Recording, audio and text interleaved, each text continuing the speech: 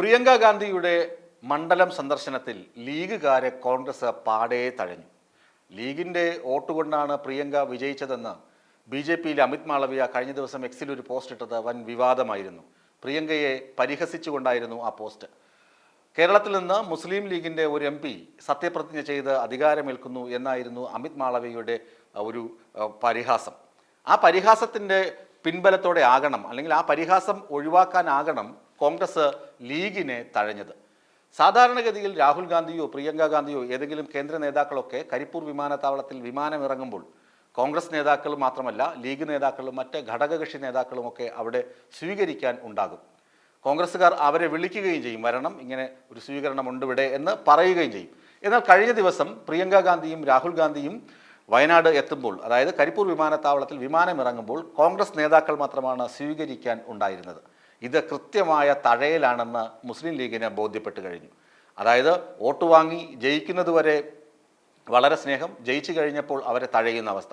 അതുകൊണ്ട് തന്നെ ഇന്നലെ നടന്ന വണ്ടൂരിലും അതുപോലെ തന്നെ കരുളായിലും നടന്ന സ്വീകരണ യോഗങ്ങളിൽ നിന്ന് ലീഗ് നേതൃത്വം പാടെ മാറി നിൽക്കുകയും ചെയ്തു.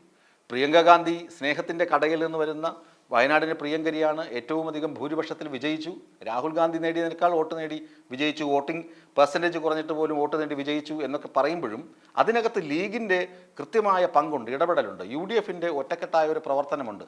ലീഗിനവിടെ നല്ല വോട്ടിംഗ് പെർസെൻറ്റേജ് ഉണ്ട്. ആ വോട്ടുകളൊക്കെ പ്രിയങ്ക ഗാന്ധിക്ക് തന്നെ ലഭിച്ചത് പ്രിയങ്ക ഗാന്ധിയുടെ ഭൂരിപക്ഷം കൂട്ടുന്നതിന് കാരണമായിട്ടുമുണ്ട്. ഈ പശ്ചാത്തലത്തിലാണ് ലീഗിനെ എന്തുകൊണ്ട് കോൺഗ്രസ് വയനാട് സ്വീകരണ ചടങ്ങുകളിൽ തഴഞ്ഞു എന്ന ചോദ്യം മുഴച്ചു നിൽക്കുന്നത്.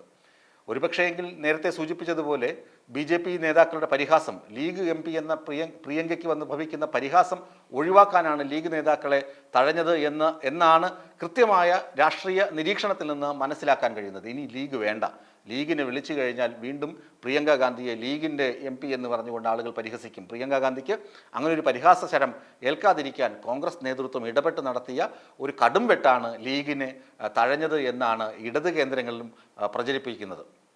ഏതായാലും പ്രിയങ്ക ഗാന്ധി വയനാടെത്തി. വയനാട്ടിലെ ആളുകളെ ഇന്നലെ മലപ്പുറം ജില്ലയിലെ വയനാട് മണ്ഡലത്തിലുള്ള മലപ്പുറം ജില്ലയിലെ പ്രദേശങ്ങളാണ് വണ്ടൂരും അതുപോലെ തന്നെ കരുളായി തുടങ്ങിയ സ്ഥലങ്ങളിലായിരുന്നു.